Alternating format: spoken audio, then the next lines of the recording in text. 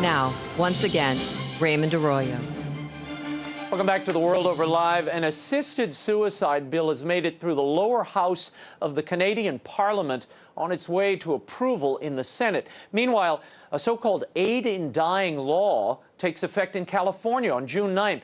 My next guest is a neuroscientist and one of the foremost experts in the world of bioethics. He joins us tonight to reflect on these stories and many more. Please welcome back to the program the Director of Education at the National Catholic Bioethics Center, Father TAD PACHOLCZYK. Father TAD, thanks for being here. Great to join you. Let's start with this Canadian law. On Tuesday night, the third reading of this vote, this bill came forward by a vote of 186 to 137. It was accepted. It's now moving forward. Your thoughts on what this will mean to Canada? I think this is a significant shift. This is a move in the direction of what we've seen already happening in Europe, in Belgium, in the Netherlands. This actually legalizes euthanasia as well. So understand that that means asking a physician or someone else to be the cause of your death, which is different from physician-assisted suicide, where a patient just asks for a prescription for a poison and then they ingest it themselves. Which is this California bill that will take place, or law rather, that will begin to be implemented across the state of California at the top of June. That is an aid in dying law. It's physician-assisted suicide. Yes, it's physician-assisted suicide. So basically what that law does in California is it provides legal protection for physicians who would be involved in doing this. Because in the past, if you would prescribe a lethal dose of something, you could be prosecuted under the law. So this is a form of legal maneuvering to allow them to engage in what was previously very clearly understood as immoral, and as opposed to the Hippocratic Oath itself. But under this law, the California law, you have to be 18, you have to have 6 months left to live. Well, if you've got 6 months left to live, wouldn't you just let nature take its course? Remember, 6 months, too, is always a guess, a prognostication. One can never say with absolute certainty. And if you speak to physicians who are specialists in end-of-life care, they'll tell you about stories where people, oh, it looked like they only had 4 months left. Now it's 8 months or a year, and they're still with us. Are you concerned that there's no psychiatric evaluation needed in California to make use of this law? Potentially, this could be a problem, because the request for suicide oftentimes is an indication of an underlying psychiatric issue. We've recognized that for, forever. And that's why, when people are proposing to carry out suicide, we often try to get them to a specialist, to have them talk through what the issues are. So certainly there should be evaluations as part of this. But, all of this is kind of window dressing, I think, in the sense that they're putting something immoral in front of us and saying, okay, now we're going to put some little strictures, some controls. Hopefully it's not going to be as bad as we think it could be. But and I say to people, it's a little bit like saying, look, we're going to make it legal for you to rob banks, but the only time you can do it is after 5 p.m. at night, and if you break the glass, you've got to sweep it up. These kinds of silly rules that don't address the central ethical concern. I want to talk to you about a movie coming to cineplexes all over the world, and certainly the United States. It's called Me Before You. Now, it's purportedly a romantic comedy. It's about a paralyzed man who falls in love with his caretaker, and it's causing a lot of controversy because of the discussion of assisted suicide in the film. A lot of the disabled community, special needs community saying, wait a minute, we don't want to follow this guy's pattern. He wants to die, and in fact, spoiler alert, he indeed makes use of suicide. Watch this clip. This is the kind of place people come to when they've got tired of actually living. I'm happy here. Well, you shouldn't be. You only get one life. It's actually your duty to live it as fully as possible.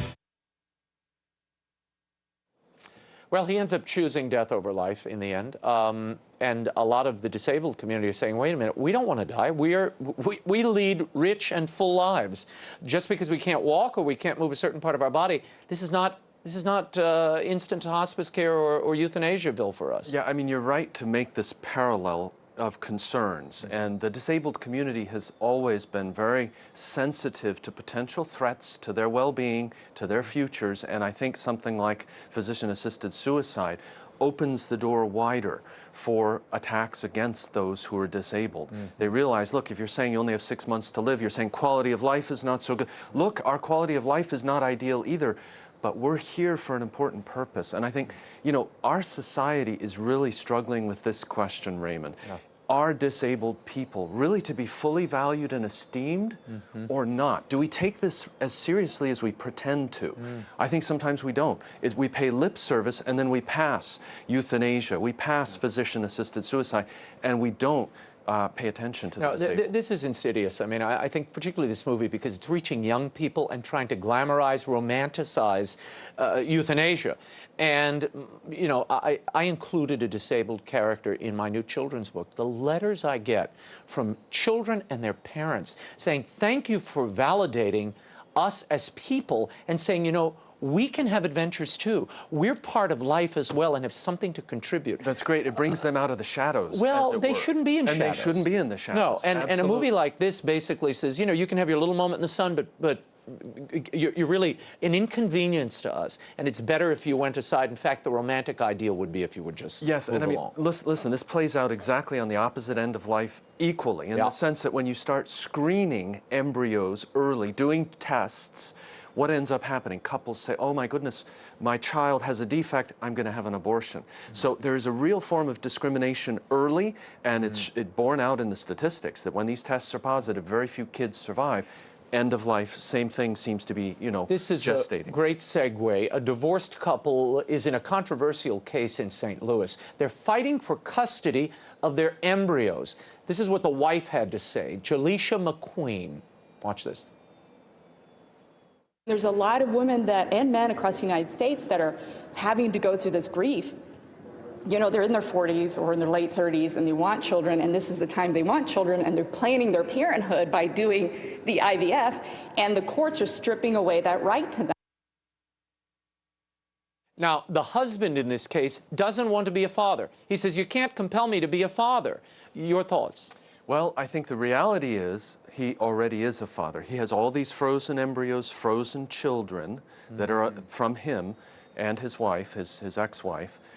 So he can't kind of wiggle out of it that easily. But there's obviously an awkwardness of her saying, I need to be able to implant these embryos. And then, you know, questions of could he be pressured to provide child support if she goes ahead with this? You know, all of this shows the importance of maintaining the family unity and integrity and not going down these paths of assisted reproduction, which introduce all kinds of fracture points along the way. Yeah, and moral quagmires as moral well. quagmires You've got to the max. Life I mean, in the freezer and... You know. Exactly. The problem of what to do with the frozen embryos is, you know, at the Bioethics Center, we get this question all the time.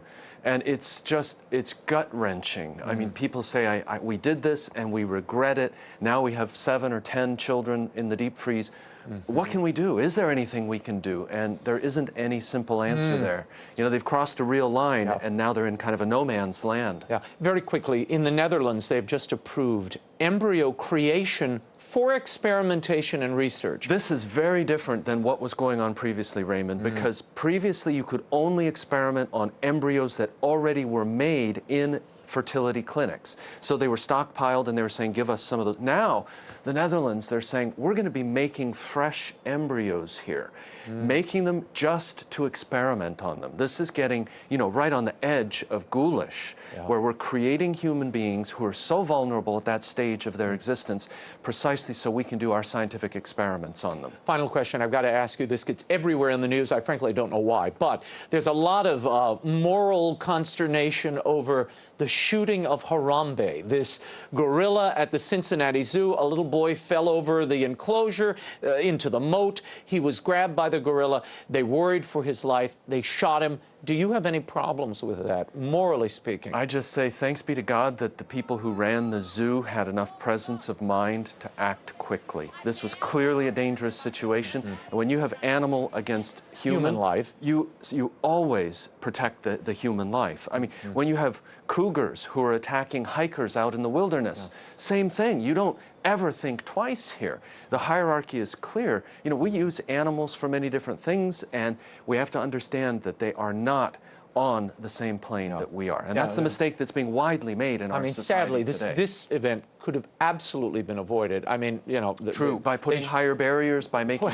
I mean, the child to be able to get through, it was a mere 3-foot barrier, I understand. Exactly. But then you have the moat, and hello, there is a mother there. I mean, if anybody should be caught in the moral crossfire here, it should be Mama. Yes. Mama had a responsibility to protect her child. At some points, it looked like the gorilla cared more for him, well, I mean, honestly. Perhaps so, but you know, every parent, I think, has this trouble when you have a few kids keeping an eye on everybody. Yeah. And you know, even a 30-second lapse and a very active child, I mean, I think certainly there's culpability, you're right, Look, but on the other hand, you know it better than I do. I know families with 8 children. They've never lost one, you know, over a moat at a zoo. But I'm just saying. Thank you, Father Tad. Great to see you. Pleasure. Thanks for coming in. For more on Father Tad's work and all his columns, visit the National Catholic Bioethics Center website. A lot of great information there, ncbcenter.org.